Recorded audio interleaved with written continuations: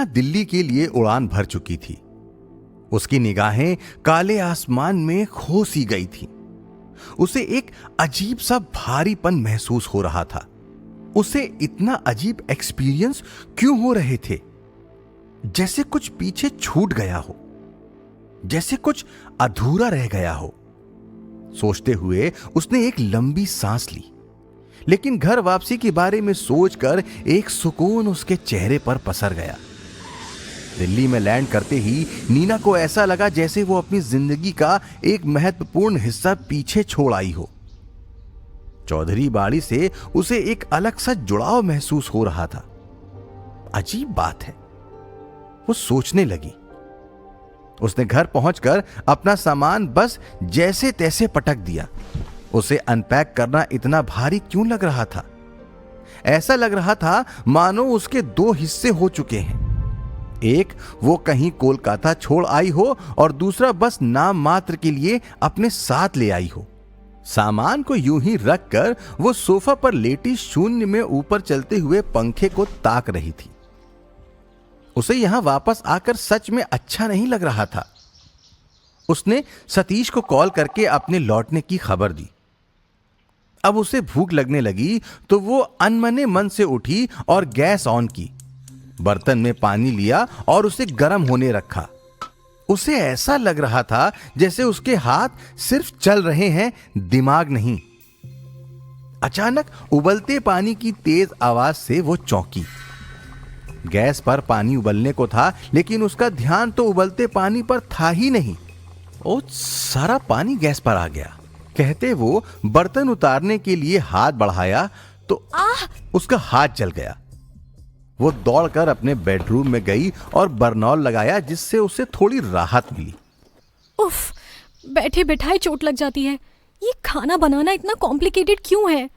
अब पेंट कैसे करूंगी?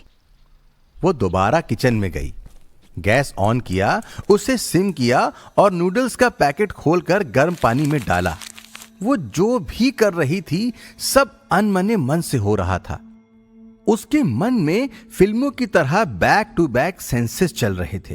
बागान बाड़ी, उसका कमरा, वसुंधरा की तस्वीरें, चाय की प्याली, पिगमेंट की बोतल, सत्यजीत का चेहरा, रात को डर से नींद खुलना, बागान बाड़ी में सुबह वगैरह। उसने नूडल्स प्लेट में लिए और टीवी ऑन करके सोफे पर बैठ के खाने लगी।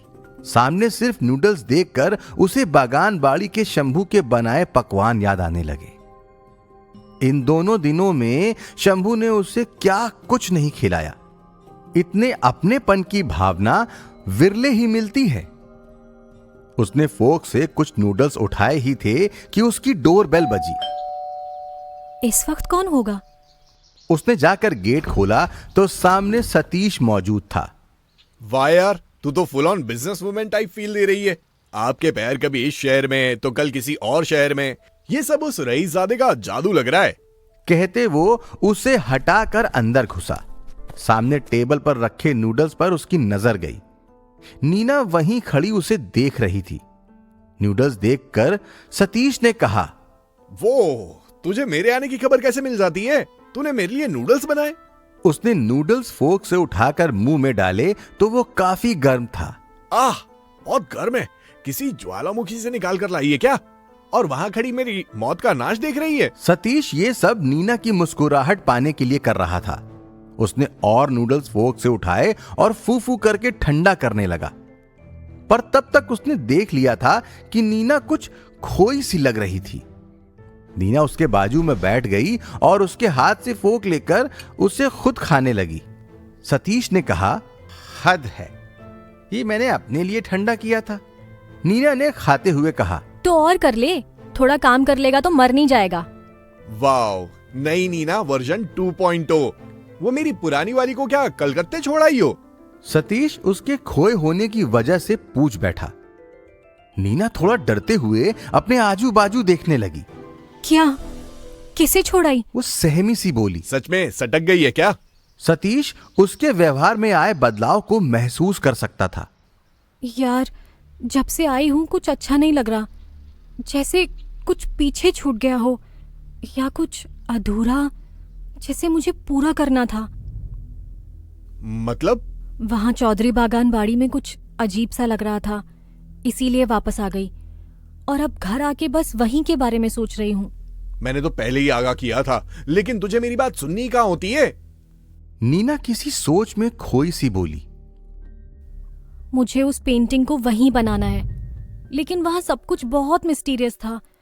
वहां अजीब तरह के सपने आ रहे थे, अजीब मेलोडी सुनाई दे रही थी, एक छुपा हुआ सा कमरा जो सच में नॉर्मल नहीं था।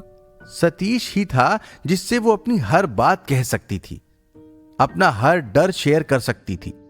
सतीश ने नीना को तसल्ली देते हुए कहा, देख, हम लोग नॉर्मल लोग हैं, कभी ऐसी बड़ी हवेलियों में रहने का मौका नहीं मिला, तो हमें तौर तरीके थोड़े अजीब लग सकते हैं। और तू ऐसी जगह गई थी जहां आज से पहले कभी नहीं गई, तो ये सब नेचुरल है। मेलोडी तो हवा में कहीं से गूंजते हुए सुनाई दे गई होगी, कहीं से फिजिक्स का कोई रूल लग गया होगा। और क्या था वो कमरा? आई एम श्योर बतेरे एंटीक पीसेस भरे पड़े होंगे। ओए, तूने बागानबाड़ी का कोई एंटीक पीस तोड़ तो नहीं डाला? मुआवजे में तुझे ही वहां रख लेंगे, मुझे बड़ा बुरा लगेगा। पर वैसे है तो तू म्यूजियम पीस। सतीश हंसा और नीना ने एक फीकी सी स्माइल दी। पॉइंट तो है, मुझे लगता है जो तूने कहा वही सब हुआ है। कहते हुए वो टेंशन छोड़ उससे चहक कर बताने लगी। तुझे पता है, वहां एक दिन में इतना खाना बनता था जितना हम 7 दिन में खाते हैं। तरह तरह के डिशेस, और शंभू कितने प्यार से खाना सर्व करता है कि क्या ही बताऊं। कहते उसकी आंखों की चमक अलग ही रूप ले चुकी थी। लगता है रईसजादे का जादू चल चुका है, लेकिन मुझे लगता है उससे दूर रहने में ही तेरी भलाई है। उसका नहीं, उसके घर का। कितनी आलीशान जगह रहता है, ओल्ड वर्ल्ड चार्म। कहते वो हंसने लगी। अभी तो घर में मिस्टीरियस चीजें हो रही थी और अब दिल आ गया। मिस्टीरियस ही तो रोमांटिक होता है बाबू मोशाय। और तूने अभी समझाया ना, मैं सब समझ गई। ओहो, बाबू मोशाय एंड ऑल, नॉट बैड। हाँ, लग रहा है समझाकर खुद के पैर पर कुल्हाड़ी मार ली मैंने। पॉइंट तो है। मैं वैसे उन्हें मना करने का सोच रही थी, लेकिन एक महापुरुष ने मुझे अभी अभी सब कुछ समझा दिया कि मिस्ट्री नाम की चीज वहम से ज्यादा कुछ नहीं। कहते वो हंसने लगी। सतीश ने तो अपना सर ही पीट लिया। तो तू वापस जाने वाली है? You sure you want to do this? Well, अगर उसका कॉल आया और दोबारा अप्रोच किया तो शायद जा सकती हूँ। तू सुधरेगी नहीं। बार बार पचड़े में पड़ना तुझे पसंद है? अरे चिल, तुझे भी वहाँ बुला लूंगी।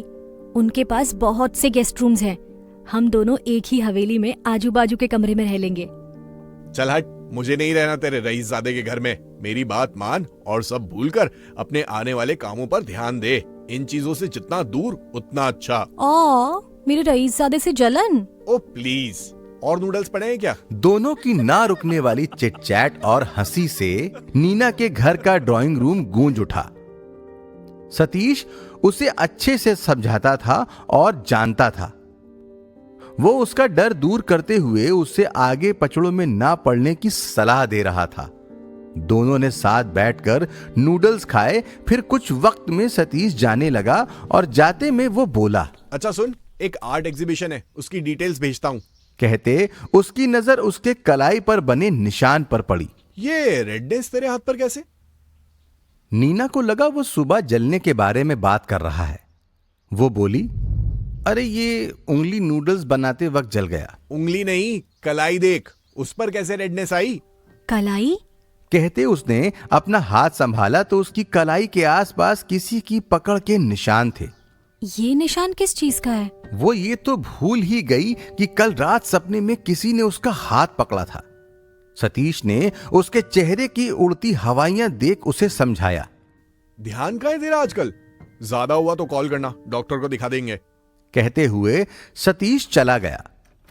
पर नीना अपनी कलाई के लाल दाग पर काफी देर अटकी रही। आखिर में उसे याद आ ही गया कि यह निशान कैसे पड़ा। लेकिन वो तो महज सपना था। क्या सपने में लगी चोट रियल लाइफ में ट्रांसफर हो जाती है? नीना को वो सपना याद आ चुका था। उसने दिमाग पर जोर डाला। आखिर वसुंधरा ने सपने में उससे क्या कहा था? याद कर नीना, सोच। वो मन में बुदबुदाई और आखिर उसे याद आ गया। हाँ, उसने फेशे गेली कहा था। इसका मीनिंग क्या होता है? सोचते हुए उसने अपना मोबाइल निकाला। हाँ, मिल गया। इसका मतलब है फंस गई। लेकिन कौन फंस गया और कहाँ? वो सोचने लगी। यहां अकेली रही तो ऐसे सोच सोचकर वो पागल हो जाएगी। उसने तय किया वो अपने कामों में लगेगी ताकि उसका दिमाग उलूल जुलूल बातों में ना लगे। देखते ही देखते 2 दिन बीत गए और नीना का खालीपन बढ़ता जा रहा था। उसने सोचा घर से बाहर निकलकर थोड़ा शॉपिंग पर जाएगी, वरना उसे पागल होने से कोई नहीं रोक सकता। सब कुछ भूलकर वो तैयार होने लगी।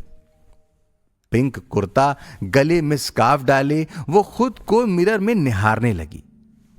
कानों में सिल्वर झुमके पहनकर, बिंदी लगाकर, आंखों में काजल लगाकर सोचा, लोग तारीफ करते हैं झुमकों की। उसने बिंदी लगाकर हमें अपना कायल ही बना दिया। खुद पर परफ्यूम स्प्रे कर रही थी नीना कि उसके मोबाइल पे नोटिफिकेशन का टोन बजा।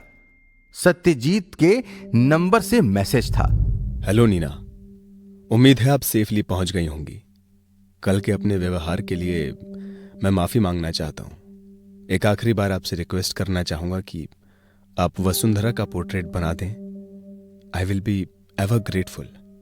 आपका जब भी वापस आने का मन हो तो मैसेज कर दीजिएगा। Take care, Satyajit. नीना को यह मैसेज पढ़कर अच्छा लगा। क्यों? इसका जवाब अभी वो नहीं दे सकती थी, लेकिन इतने बड़े आदमी को उसकी कला की वैल्यू है, ये जानकर उसका मन उछलकर आसमान को छू लेने का हुआ। वो वैसे भी वसुंधरा का पोर्ट्रेट बनाना चाहती थी। अब तो उसे सत्यजीत का मैसेज भी आ चुका था।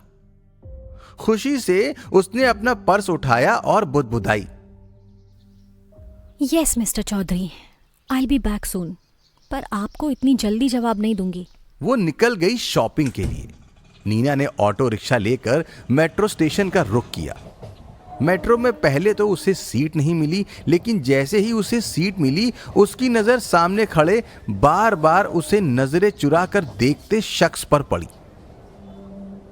इस आदमी को तो उसने अपने घर के बाहर ऑटो पकड़ते वक्त भी देखा था। हो सकता है इत्तेफाक हो।